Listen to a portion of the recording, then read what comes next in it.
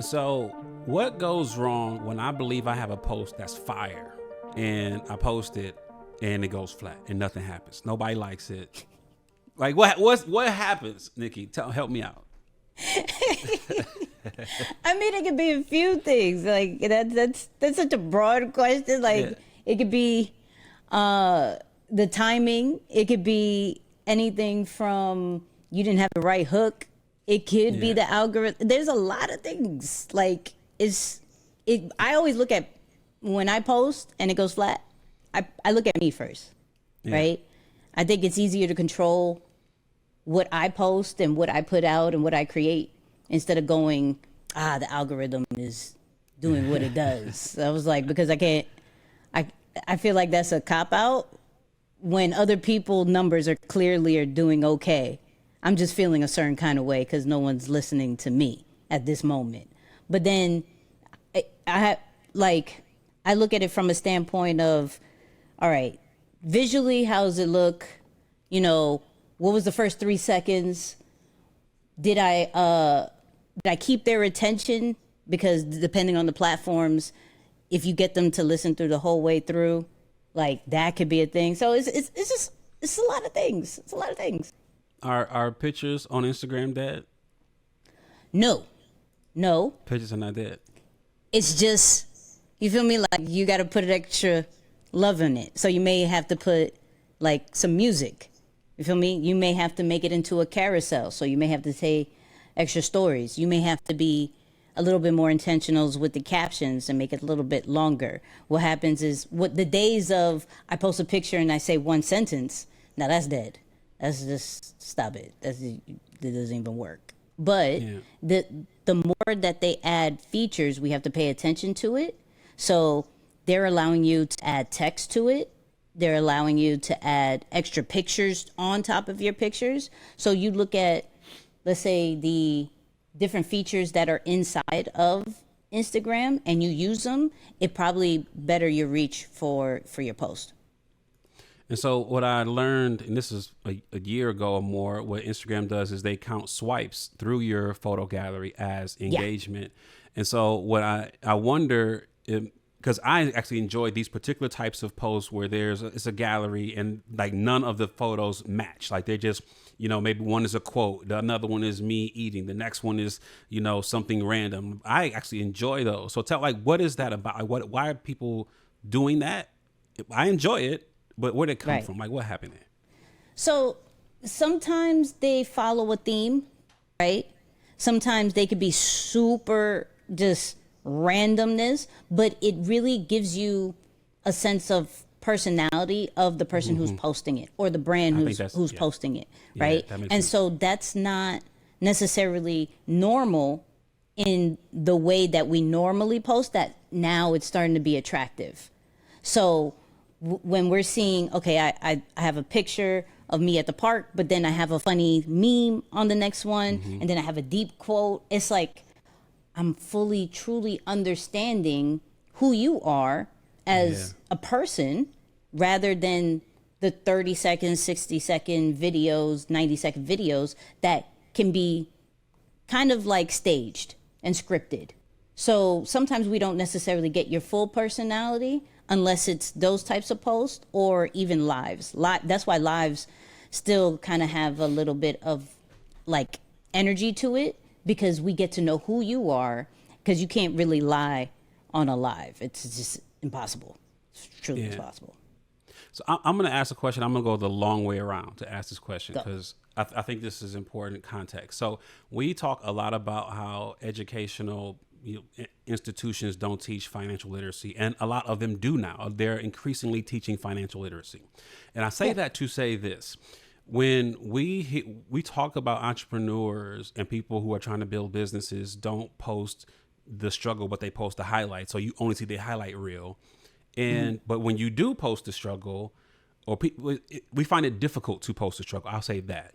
So how do we solve for that? So when we talk about the academic and they trying to fix that, how do we fix, the entrepreneur who's trying to show you that he's winning or she's winning and they're finding success and therefore follow me, I'm on a road somewhere. But that struggle, like I don't want to sound like I'm on here doing the Tyrese cry. You know what I mean? Right. But the Tyrese cry worked. Good or bad, it worked. You feel me? So, but I say that because I think now in the season that we're in, the day in the life is starting to get more play than I fully got it together, right? And those people who are actually taking advantage of that is like Gen Z and Gen A, like Alpha, like they're really going into day one of trying to create a $1 billion brand, right? And they show everything about it, good or bad.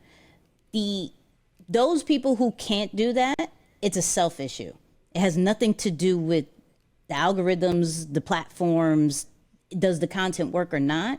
Because society, culture is over the highlight reels. Mm-hmm. We want the actual things that work or that doesn't work, or I want to feel like I'm not alone anymore, right?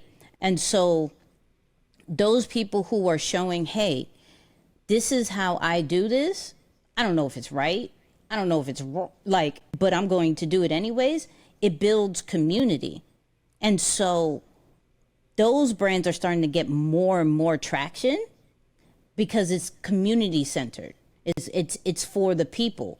Whereas, yes, the ones that only show the highlights are great, cool. You could look at it more like as these are goals. I want to get there, but I feel disconnected because you're already there and I'm not. So I could look at you kind of like, I look at it more of like we do the vision boards. So I could post your brand, your content on my vision board, but I don't truly feel connected until I am there.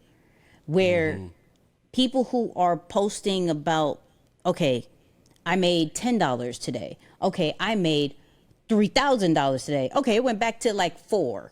Like those are starting to get a little bit more traction. It's still not of the masses just yet, but if you pay attention, it's definitely more popular on TikTok at this moment, but it's starting to make waves on YouTube, on Instagram, on Facebook as well, because people are just starting to are just over the highlight reel. Yeah, I like that. So I asked Madi Woodard this same question, and I'm gonna ask it to you too. Like, you know, I live in Toledo, Ohio. I live in a place, it's not like a LA, New York, or Chicago, where there's always like beautiful stuff to post, and my life is amazing. I'm walking in this place, and I'm walking in that place, and got the little furry dog, and life is wonderful and beautiful. TikTok beautiful. But and most of the people who listen to this podcast are not in LA, New York, Chicago, etc. Right. So how do you develop that day in the life content when your life doesn't feel like that kind of exciting? You just document what you do. So meaning I'm an introvert. So 9 out of 10 times I'm in this area, I'm in front of computer screens, and that's it. The crazy thing is I think my life is boring, but other people don't. Right? Your life sounds like my life. I'm sitting right here 8 hours a day. Majority of the time. Yeah. But you're doing things that people wish they could. Like, you feel what I'm saying? So creating a podcast, creating any type of content, people are like, yo, show me how, right? Or how do I create it? How do I have interviews like you? How do I ask, how do you prepare? We take for granted what we do every single day because we do it every day. And it's super easy. But if we was to start documenting it and showing that simple format, do it on stories, see how it does, right? Because we as humans need to build momentum. I need to know this works before I really put all my energy to it, right? And so put it in stories, see like day in the life. Okay, boom, I'm walking my dog. Okay, maybe that doesn't get that much views, but okay, I'm about to bullet journal and write out all my tasks and how I'm feeling. And they're like, oh, you have a routine? I'm like, yeah. Like, okay. Yeah. Like, okay, I went to the sauna and cold plunge. You do that? I was like, yo, I talk about content and AI all the time. Y'all concerned about when I go to the sauna and cold plunge? That's crazy. Yeah. So it's it's interesting to see that what we think is not important, like it really is important to people, because there's a sense of your expertise and who you are. And so you can show one only, and then people feel disconnected. So if you show both, yo, I'm on the journey of making my company over 6 figures, right? But in the meantime, I gotta call my mom, right? Make sure she's good. I gotta go, and Instacart messed up, so I gotta go to the joint over there, and make yourself normal. This is where storytelling comes in. And storytelling is the key part of any brand.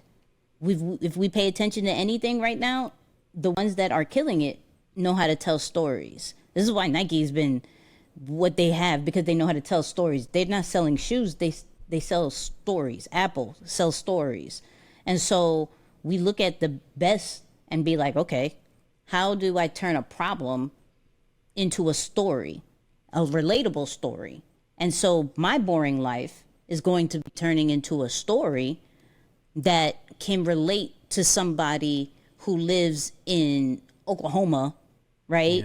Chilling in the crib, who may only have a 1 bedroom at the time, but can see like, yo, it's not about the space, it's about the story that you tell.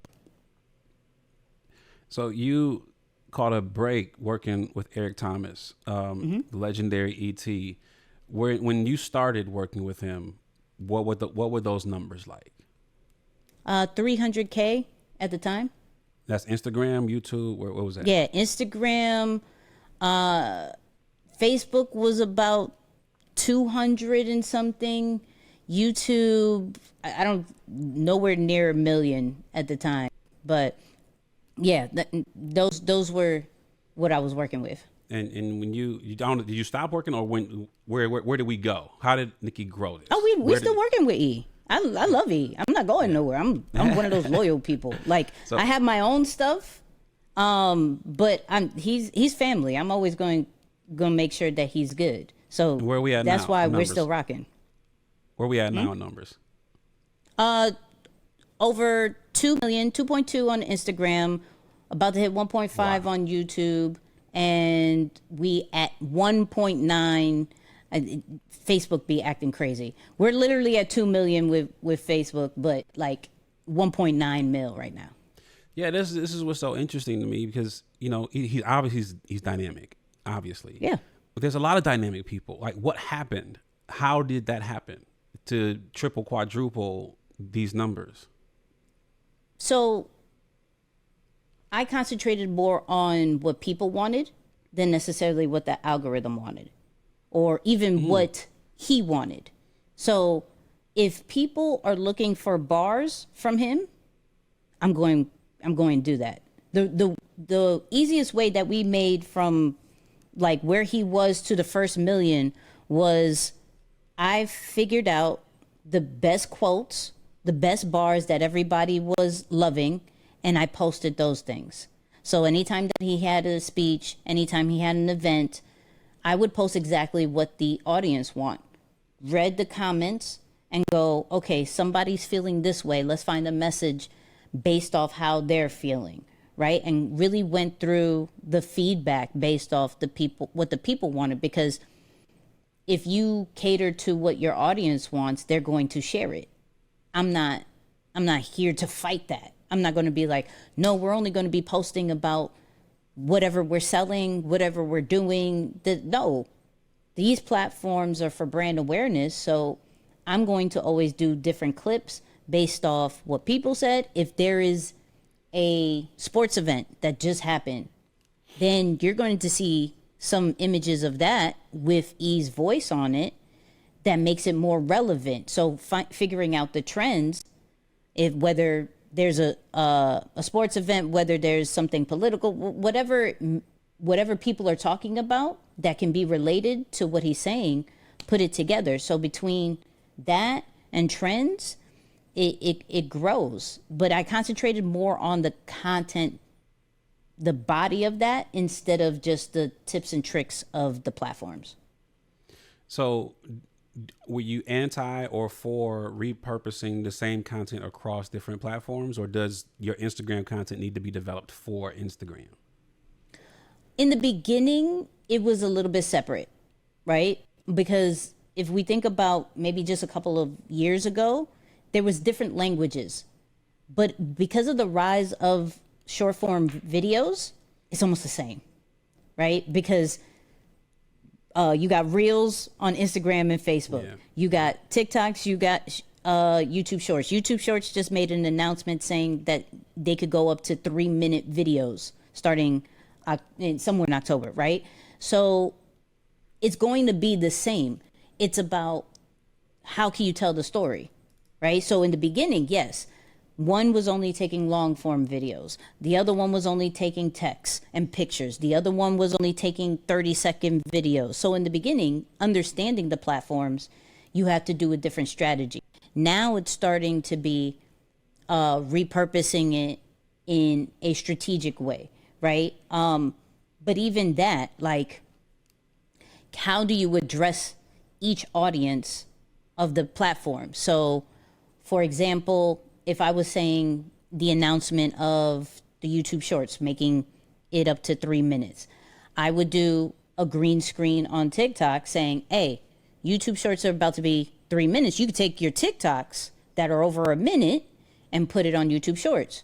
If I was saying it on Instagram, hey, your videos that you do on Instagram Reels, you could put it on YouTube now. I'm catering to each of the audiences. So we would change the captions.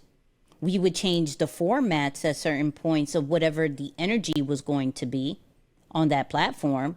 But for the most part, it was just like strategic repurposing. Like his whole content is repurposed content.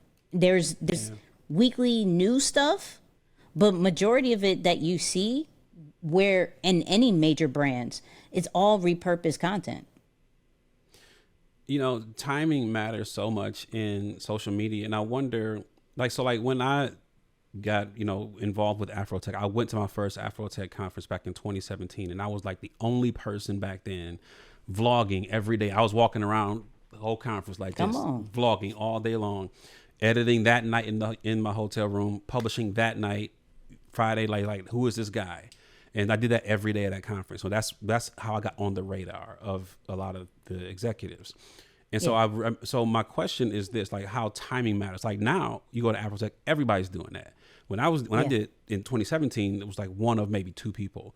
Mm-hmm. And so if I want to jump off the bridge on YouTube, there was a day where people would just say, I'm going to do 30 days straight of YouTube content. I remember like Shameless Maya did this some years ago. It might have even been a year, but I think she for sure did it every day for a month. Yeah. And she blew up. Does that still work today? So if I say, I want to pop on YouTube, I'm going to go hard. I'm going to do 30 days. I'm in. And hopefully by the end of that 30 days, I'm up. I got my YouTube Plaque coming. It's up.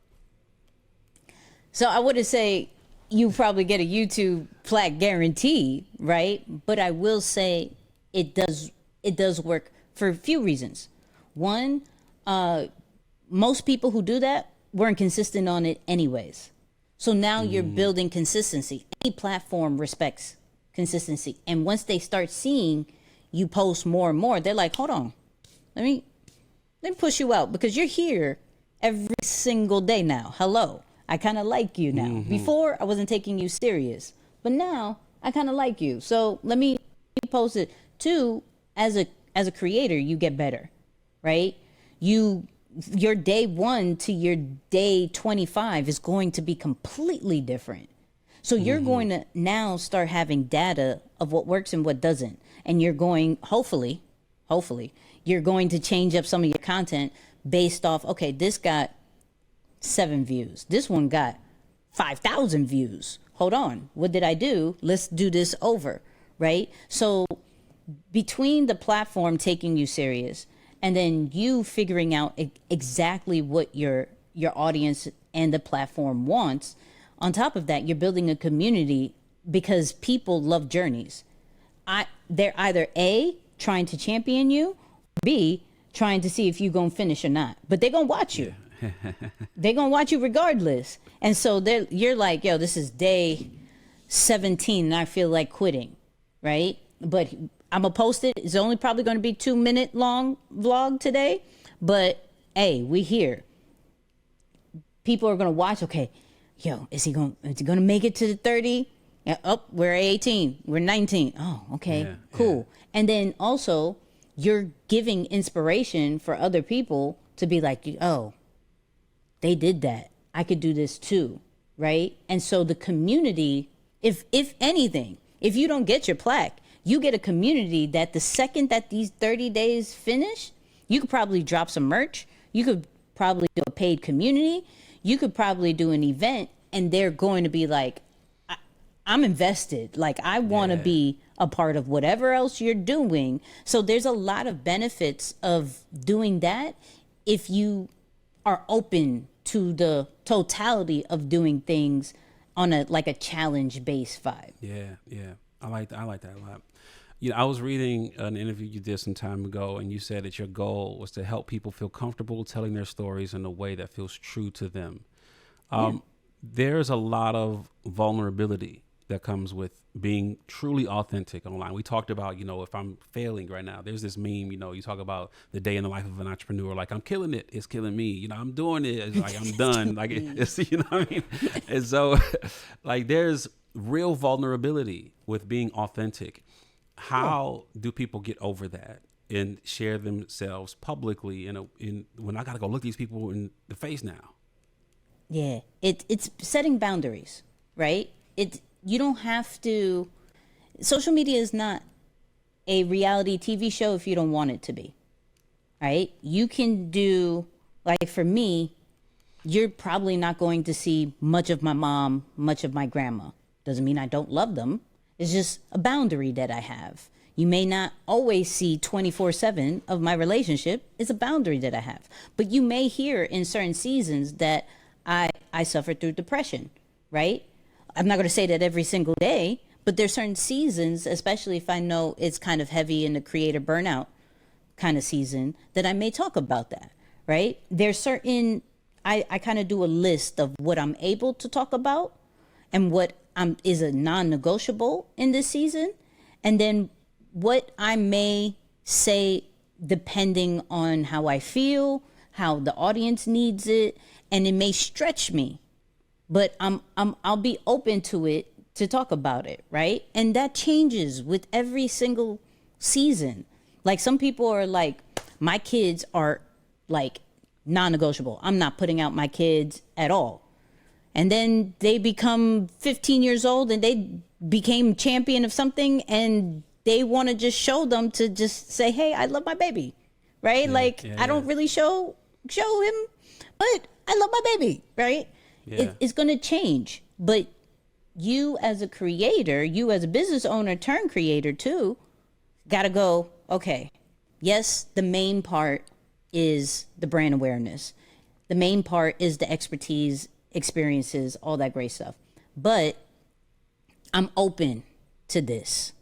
And I'll say it here and there, or I'll show it here and there, because you're going to receive energy of, man, I didn't know that about you. That's so amazing. Yo, I rock with you even more. Like, and sometimes it won't be in the comments. It will be like when you meet a person, yo, I loved when you said this. You're like, you watched that? You didn't comment? You didn't like? I didn't even know you followed. Like, what are you talking about? Nah, that really hit home to me. Boom, boom, boom. Like, you don't know the impact that you truly have. And as long as you feel comfortable showing it, talking about it, do it. But if you don't feel comfortable at all, do not stress yourself out, because that's just not authentic to you. And so you're going to be inconsistent with it. What is some general and specific things when you go to an entrepreneur, you go to their page on TikTok, their Instagram, you like, you should stop doing that. Like, that's why that's killing your success. It's limiting your opportunities. Stop doing that. What do we do? There's a few things, and it's a preference, right? my thing is I'm never going to tell you not to do something unless data shares that you shouldn't, right? Because I may not be your audience. Regardless if I'm auditing it, I'm looking at it as a friend, whatever. I may not be your audience. But if your data shows that this is low numbers every single solitary time, fam, you may have to like, I know we don't want to quit, but this one you may have to like put on the bench for a little bit. Like focus on what does numbers, right? And so it's just it's a true sit down every single month. Hey, I've put out between 30 to 10 pieces of content today, depending how consistent you are, right? This month I put out that amount. Which ones were the highest? Which one were the lowest? What are my average numbers, right? My lowest pieces of content, I really need to sit down and be like, is it time to cut that out? Or do we go one more month? If we're in 2 months and we're not doing no numbers, chill out. Let it go. Maybe try it in another season. I'm not saying let the idea go, but let's try it a different season, or let's try to create it in a different way, in a different environment, a different kind of content formats. Maybe that doesn't need to be a video. Maybe that needs to be an article. Maybe that needs to be a long thread, right? Maybe that needs to be pictures. But it goes, data should run the way you move certain things when it comes to should I create this type of content or not. Does production quality matter anymore? No. We've seen too many videos go viral that was on a bad Android. Sorry, Android people. I love you. But it doesn't really matter. It goes like I have these 3 stages of content creation. There's consistency, quality, and connection, right? Yeah. So consistency means the most. And though many people are just so bored of hearing of that, you're bored, but you haven't done it. So I don't know what I'm going to continue to tell you, right? So consistency is like, and that doesn't mean every single day, just the time frame that you committed to. So if you're saying, yo, I'm going to show up Monday, Friday, Saturday, Sunday, and all you have is your phone, okay, do that, right? Because your audience is going to care more about the presence than the quality. Now, the quality does matter when you're trying to be taken a little bit more serious, right? So, but I will still grab my phone and do a green screen because I connect with the people more. You don't want to be too highly produced, because then you lose connection with the community. You seem too big time, right? And you don't want to just do lower quality all the time, because then it's like, you haven't really grown, right? If we look at Keith Lee will forever do the phone videos, but he's taken a little bit serious because other content that he's collabed with has the highly produced content, right? He's doing series, he's doing shows, he's doing commercials and all these different things. So there's still a level of high production, but still let me keep to the core of how I grew my audience to over millions of followers, right? So Keith Lee is a perfect example of how production isn't necessarily needed. It's great for balance, but it's not needed to really have the brand that you want. How do we turn people, let's say I've got 10, 20, 30,000 followers. They seem to be relatively engaged. How do we turn them into customers? So do we know what their pain points are, right? So this is where we stop concentrating on what creates the views, and we have to concentrate on what creates the engagement and the conversions, right? So I'm going to be, if I have a product, clearly I have a solution to their problem. So I'm going to start talking about their pain points in some way, shape, or form. Pain points can go from motivation, education, entertainment. Like, it's not just an educational vibe, right? But if you are drowsy and I have an energy drink, right, I'm going to put up different scenarios for my night owls that is going to be like, you're in front of the computer dying, but you still have to finish this one project. You may pop out the energy drink and they're like, yo, what's that? All right, what flavors do you need at 3:00 in the morning? Oh, right? Now you're creating conversation in a real life scenario. So what are their pain points, and what is the content that you're creating to show that, one, this is them, and two, what is the solution? When they see the solution, this is where they go, I may need that. But are you making them aware that they even have a problem, right? So that example that I showed, that's going to connect with night owls, and they're like, yo, I know I felt this way at 1:00, 2:00 in the morning, and I still needed just this one little pep. And it could be an energy drink that only gives me that extra hour of boost. I don't need 7 hours. I just need that one extra hour of boost. Boom, I'm gonna go get that one, right? Yeah. So you show different scenarios of where your audiences it can be. That's what turns into dollars. That's what showing other people user generated content is another great way. Other people using your product, other people using your services, because we don't necessarily always want to be the first ones to buy. We want to always be like, oh, okay, all these people are doing this. Okay, hold on. This may be the thing I need to do. Hold on, let me show. So user generated content, showing just content of other people using it is going to be fire. Testimonials is fire, but finding it in a creative way. Stop. I don't know who needs to hear this. Stop posting flyers. Sucks. No one engages with it. They're horrible, right? Leave that for emails. Emails are fine. Boom. Instagram, Facebook, TikTok, LinkedIn, not so much. Leave it alone. It's old. So yeah, those are different ways.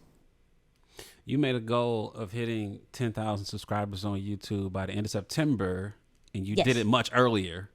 Yes. Congratulations. Thank you.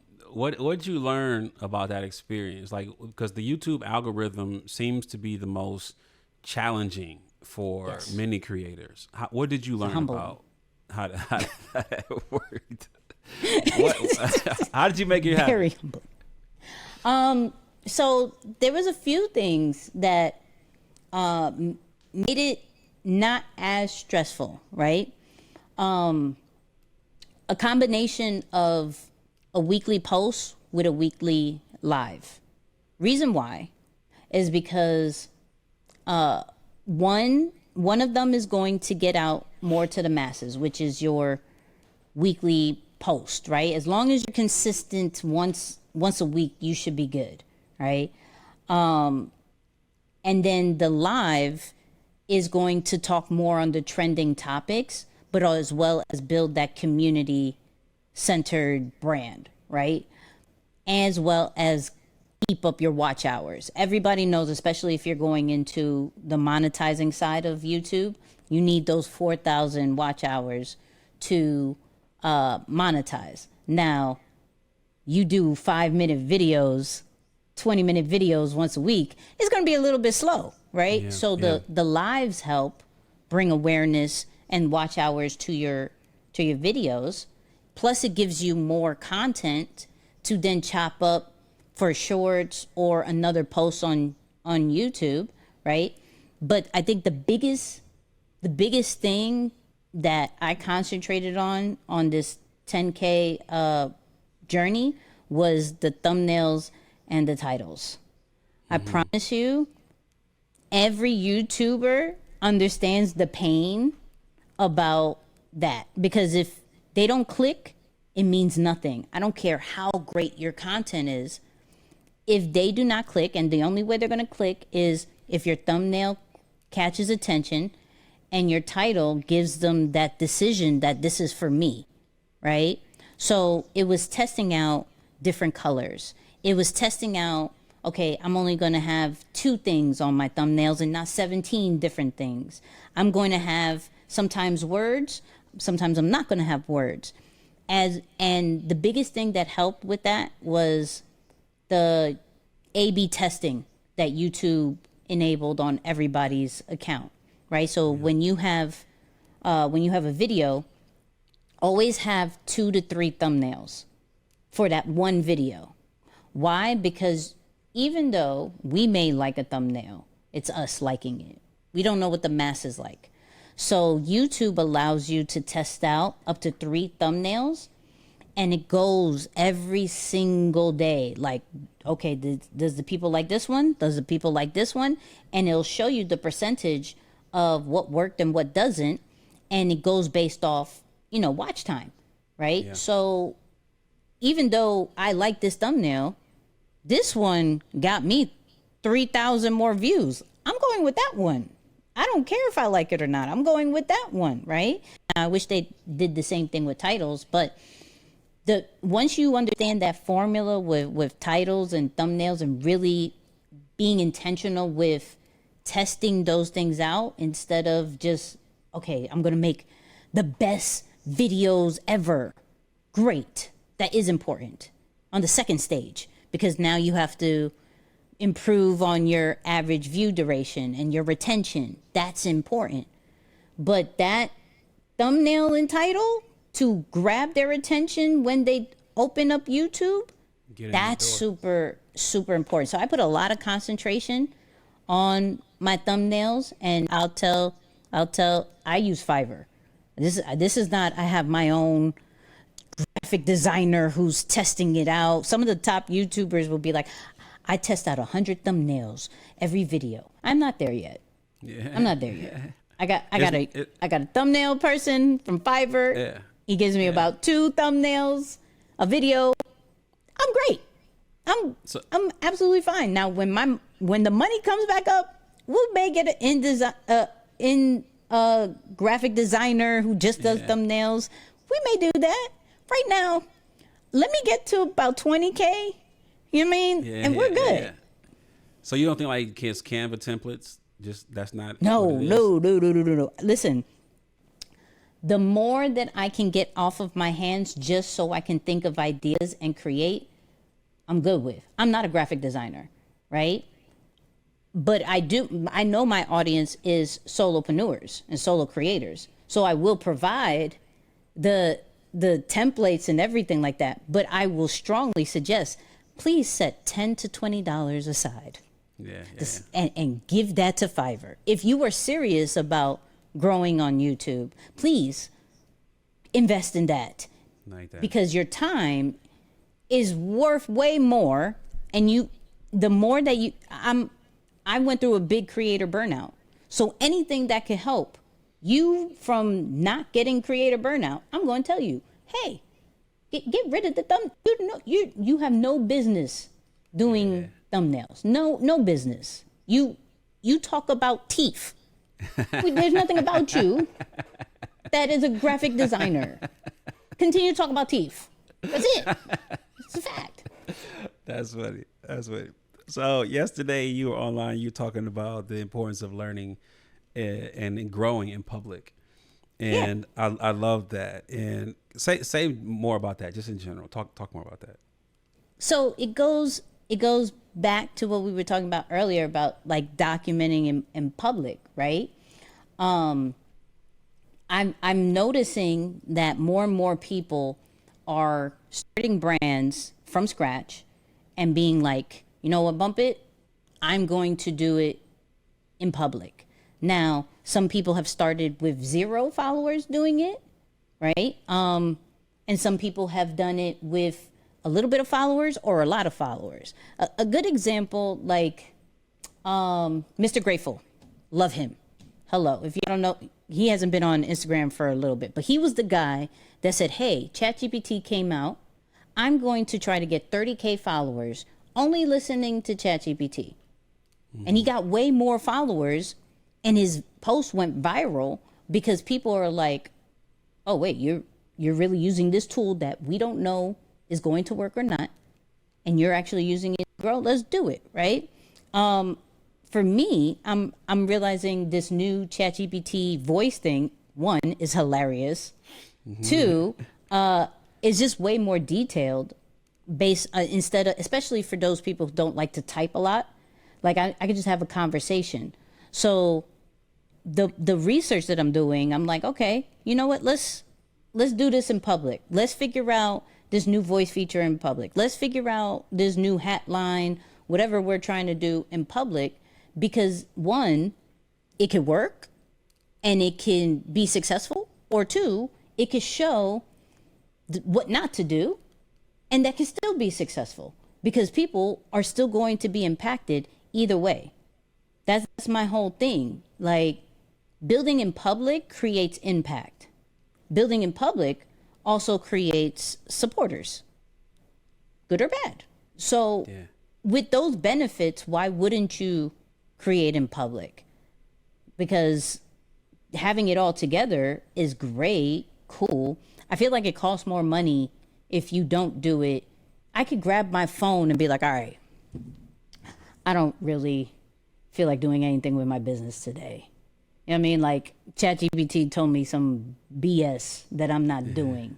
And somebody's like, yeah, I feel that way too. I took, and then tell me all your self-help routines that you did to get you better.